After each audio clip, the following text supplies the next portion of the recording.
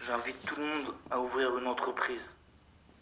Expérimentez pendant quelques années ce qu'est la responsabilité de faire face à votre personnel, la régularisation des impôts, le processus de sélection du personnel, l'investissement aussi dans les équipements, l'infrastructure et le confort pour le lieu de travail.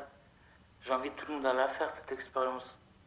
Apprendre à calculer la valeur d'une heure de travail, apprendre à calculer la valeur d'un salaire, passer d'innombrables heures à faire des comptes et des comptes, passer des nuits sans dormir, inquiet pour les comptes, toujours les comptes. J'invite également le monde à investir dans la formation du personnel, motiver et tirer le meilleur de chacun avec des mots, avec du respect, de l'honnêteté, mais également avec l'appât du gain. Investir dans le marketing, mettre un t-shirt et sortir dans la rue pour attirer des clients. Essayez aussi d'accepter les critiques. Il faut savoir se remettre en question, s'adapter au marché, aux clients et à se frotter surtout à la concurrence qui est rude. Quand vous doutez de vous et quand vous hésitez vous-même, envahi de doutes, il faut prendre une décision. Je le recommande vraiment. Je recommande également aussi les rapports avec les banques. Faire face à des besoins de trésorerie de plus en plus importants. Payer les salaires en temps et en heure aussi. Les fournisseurs, les impôts et les taxes. Mais aussi faire face aux échéances des prêts. Avec parfois des banquiers compréhensifs et parfois des vrais... voilà quoi. Faites également aussi l'expérience de regarder un employé dans les yeux quand vous le virez. C'est important. Rentrez chez vous le soir frustré par un projet, une idée ou une stratégie qui ne fonctionne pas, tout en essayant de laisser les soucis en dehors du domicile pour avoir ensuite une vie de famille normale. Malgré les déconvenus et de nombreux soucis, les aléas de la vie, il faut toujours essayer de rester positif, ferme et déterminé en étant animé et en essayant de continuer à avancer avec le projet surtout. L'entreprise, en restant la locomotive, vous, de votre entreprise. Faites ce test.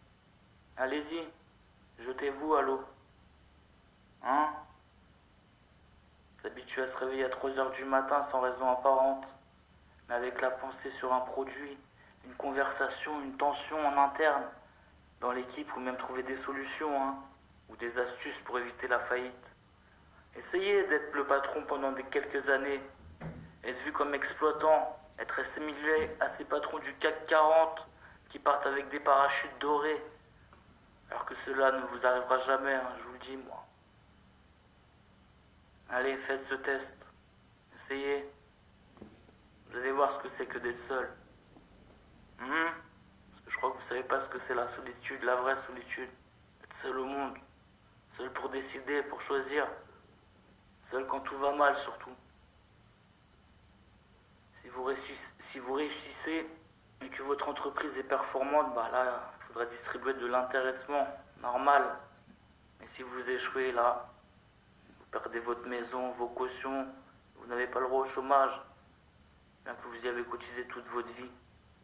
Mais faites-le, allez, vas-y.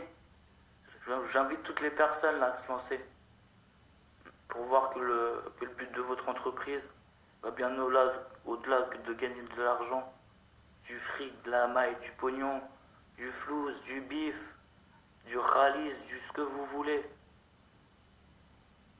Quand vous parlerez de vous, de votre vie, de votre expérience en tant que chef d'entreprise, rappelez-vous de tout ce qui s'est passé et quel a été ce chemin qui vous a mené à où vous êtes. Il ne faut jamais oublier.